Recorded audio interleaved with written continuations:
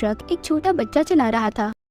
ये नक्शा स्लम्बरलैंड का है। अगर तुम्हें कुछ भी हो गया तो इसकी जिम्मेदार तुम खुद होगी। हमें एक छोटी बच्ची नीमो को दिखाया जाता है जो अपने डैड के साथ एक छोटे सी आइलैंड पर लाइट हाउस में रहा करती थी। उनका घर एक लाइट हाउस था। नीमो इस जगह को बहुत पसंद करती थी। एक दिन नीमो के डैड उसे कहते हैं कि अगर तुम मेरे एक सवाल का सही जवाब दो तो मैं तुम्हें इस लाइट हाउस की चाबियां दे दूंगा। उसके डैड उससे पूछते हैं कि लाइट हाउस क्यों बनाया जाता है। तब नीमो जवाब देती है कि शिप्स की डायरेक्शन पता करने के लिए, उनको सही रास्ता बताने के लिए और मुसीबत में उनकी मदद हो सके। नीमो के डैड कहते हैं कि बेटा अभी ये सही जवाब नहीं है। जिस दिन तुम मुझे सही से इस बात का जवाब दोगी, यहाँ की चाबियां मैं तुम्हें दे दूंगा। रात को डैड उसे कहानी सुनाते हैं कि एक दिन मैं और मेरा दोस्त समंदर में चमकीले मोती ढूंढने गए थे, पर तूफान में कहीं पर मेरा दोस्त गुम हो गया। फिर मुझे नहीं पता कि वो कहाँ गया। नीमो अपने डैड की कहानी को बहुत ही गौर से सुन रही थी। तभी उसके डैड को मैसेज मिलता है कि समंदर में तूफान आ गया है, इसीलिए उन्हें अभी काम पर आना होगा। नीमो के डैड अपने काम पर निकल जाते हैं। आधी रात को जब नीमो सो रही थी तो उसकी आँख खुल जाती है क्योंकि उनका छोटा सा आइलैंड सुनामी तूफान की लपेट में आ गया था और लाइट हाउस में भी पानी आ चुका था। नीमो उस पानी में डूब जाती है। वो अपने डैड को देखती है। जब ये उनकी तरफ जाने लगती है तभी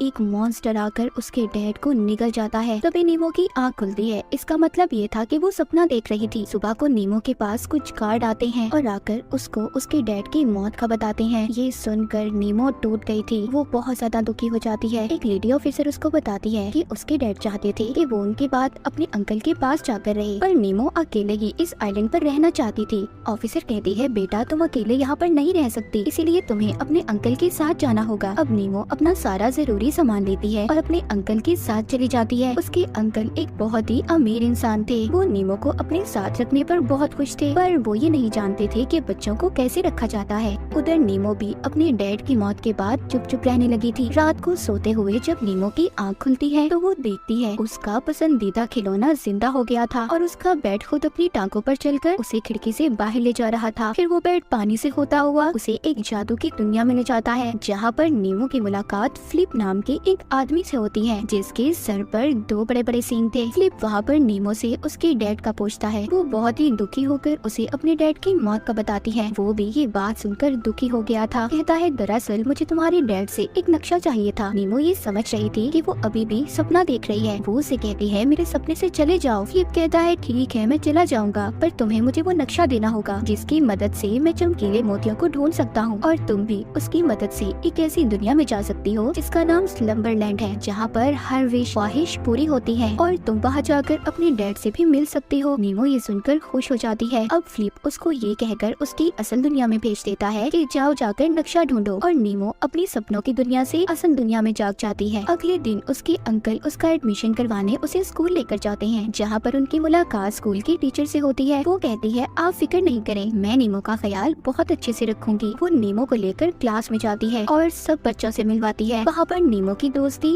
एक लड़के से होती है जो उसका बहुत अच्छा दोस्त बन गया था। वो उसको भी अपने डैड के बारे में भी बताती है। रात को नीमो के अंकल उसे दरवाजे का लॉक खोलना भी सिखाते हैं। असल में उनका बिजनेस दरवाजों के लॉक्स बनाने का था। रात को दोबारा से नीमो का खिलौना जिंदा हो गया था। उसके डैड का नक्शा भी उसे मिल जाता है। अगली सुबह जब नीमो स्कूल जाती है तो वो अपने अंकल के फोन से स्कूल में एब्सेंट लगवाकर स्कूल के ऐसे हिस्से में चली जाती है जहाँ पर जाना मना था। वहाँ पर जाकर कपड़े बदलती है और वहीं पर अपने खिलौने को लेकर सो जाती है। दोबारा से सपने में जाते ही वो फ्लिप को नक्शा दे देती है, पर वो नक्शा लेते ही उसकी मदद करने से मना कर देता है। कहता है यहाँ से जाओ, मैं तुम्हारी कोई मदद नहीं कर सकता। पर नीमो वापस नहीं जाना चाहती थी। कहती है कुछ भी हो जाए मैं तुम्हारे साथ जाऊंगी, मैं अपने डैड से मिलना चाहती हूँ। फ्लिप कहता है ठीक है तुम मेरे साथ जा सकती हो, पर इस दौरान अगर तुम्हें कुछ भी हो गया तो इसकी जिम्मेदार तुम खुद होगी।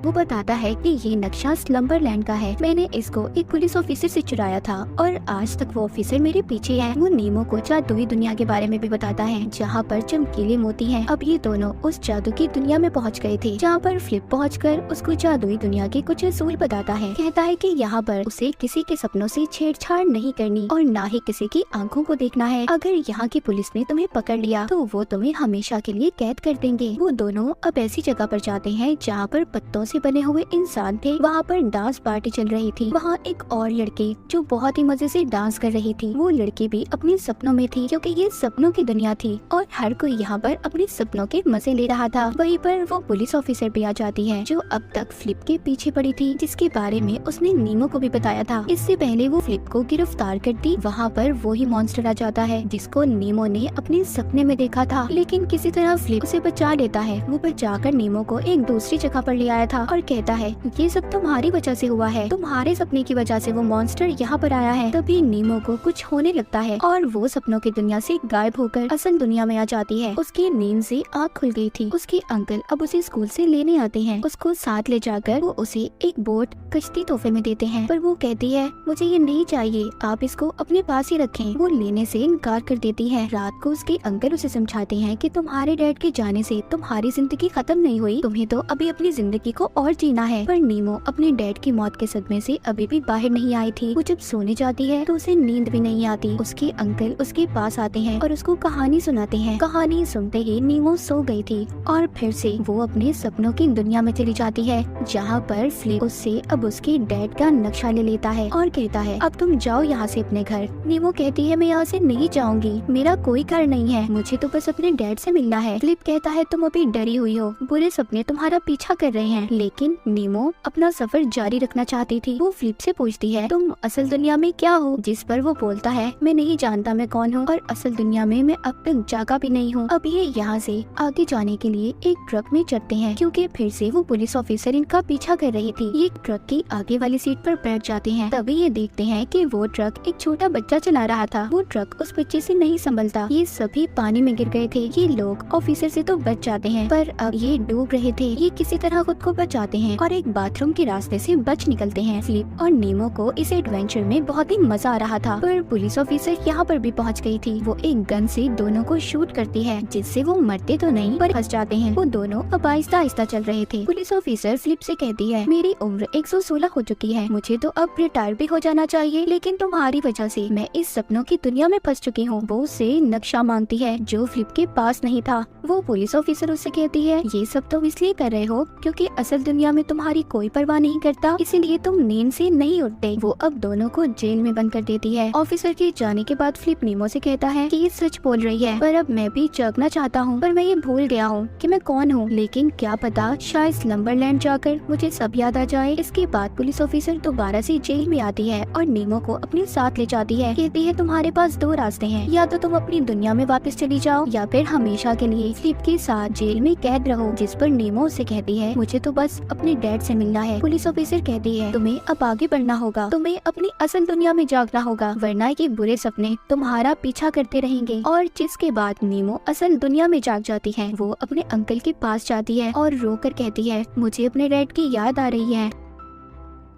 तो उसके अंकल उसे एक वीडियो दिखाते हैं। नीमो देखती है उसके अंकल ने उस वीडियो में बिल्कुल सपनों के फ्लिप जैसे कपड़े पहने हुए हैं। उसके अंकल उसे बताते हैं मैं बचपन में बहुत शर्मीला था, जब मैं और तुम्हारे डैड दोनों खेला करते थे तो मैं किसी तरह के भी कपड़े पहन लिया करता था। तुम्हारे डैड की जिंदगी में तुम्हारी मॉम आई तो वो दुनिया घूमने निकल गई और मैं बस अकेला रह गया, बिल्कुल अकेला। वो कहते हुए बहुत ज्यादा उदास हो गए थे। नीमो उनसे कहती है मेरे डैड हमेशा रात को मुझे आपकी कहानी सुनाया करते थे। अगली सुबह ये जब स्कूल जाती है तो स्कूल की उसी जगह पर जाकर नीमो सो जाती है और फिर दोबारा से अपने सपनों की दुनिया में उठती है। ये अब अपने अंकल की दी हुई चाबी से फ्लिप के जेल का ताला खोलती है और उसे अपने साथ बाहर ले आती है। जब भी उसे यहाँ से लेकर जा रही थी तो पुलिस ऑफिसर इनको फिर से देख लेती है, पर इस बार नीमो उसकी गन से उसी को टाइम लूप में फंसा देती है। फ्लिप उसके साथ तस्वीर भी बनवाता है। जिसके बाद ये लोग बर्फीली जगह पर आ गए थे, पर यहाँ पर भी ऑफिसर पहुँच जाती है जो इनको पकड़ना चाहती थी। वो अब तक इनका पीछा कर रही थी। ये उससे बचने के लिए ऊंचाई से छलांग लगाते हैं और बड़े बड़े परिंदों पर बैठकर एक छोटे से घर में पहुंच गए थे, जहां जाकर ये दोनों लाइट हाउस में पहुंच जाते हैं। वहां पर पहुंचकर नीमो से कहती है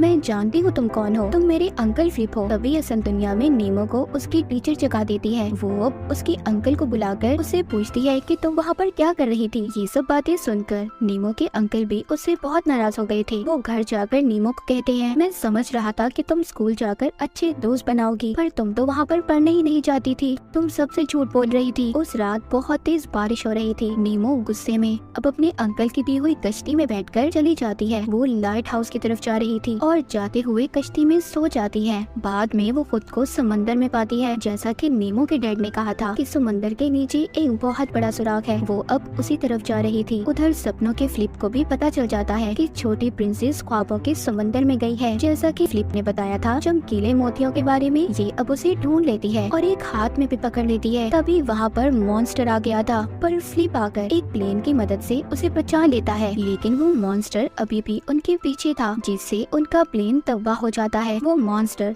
अब आहिस्ता आहिस्ता सपनों में सब लोगों को मार रहा था, इसीलिए सब अपनी असल दुनिया में जागने लगे थे। उधर असल दुनिया में नीमो के अंकल उसे ढूंढ रहे थे। सपनों की दुनिया में स्लम्बरलैंड पहुंचने से पहले नीमो की हालत खराब हो रही थी, क्योंकि जिस कश्ती पर वो थी असल दुनिया में वो पानी में डूब रही थी। उसके हाथ से मोती भी गिर जाता है और सपनों की दुनिया में मॉन्स्टर आकर फ्लिप को पकड़ लेता है। अब जब सपनों की दुनिया वाला फ्लिप मर चुका था तो असल दुनिया के फ्लिप को न जाने क्या हुआ था। वो नीमो को बचाने पानी में कूद जाता है। उधर सपनों की दुनिया में जब मॉन्स्टर गायब हो गया था तो ऑफिसर नीमो के पास आती है। वो उसके हाथ में मोती देखती है और कहती है कि तुम्हें जो सपने कोई भी देखने का कहता है तुम बस वही देख लेती हो, जिसके पीछे कोई सच्चाई नहीं है। तभी नीमो खुद को लाइट हाउस के पास पाती है, जहाँ पर अपने डैड को देखती है। ये जल्दी से भागकर अपने डैड के पास जाती है। ये लाइट हाउस की ऊंचाई पर जाकर खूब मजे करते हैं। वहीं पर असल दुनिया में नीमो के अंकल फ्लिप उसे होश में लाने की कोशिश कर रहे थे। सपनों की दुनिया में नीमो के डैड उसे समझाते हैं कि तुमने अकेले ही सफर को पूरा किया है और आगे भी तुमने अकेले ही सफर को तय करना है। असल दुनिया तुम्हारा इंतजार कर रही है मेरी जान, तुम किसी भी कीमत पर उसे नहीं छोड़ोगी, तुम्हें वापस जाना ही होगा। तभी हकीकत में असल दुनिया में नीमो को होश आ जाता है। उसके अंकल उसे गले लगा लेते हैं और कहते हैं अब दोबारा मैं तुम्हें अकेले नहीं छोड़ूंगा। अगले दिन हम नीमो को देखते हैं जिसने स्कूल में अपने बहुत से दोस्त बना लिए थे। ये कहानी यहीं पर खत्म हो जाती है।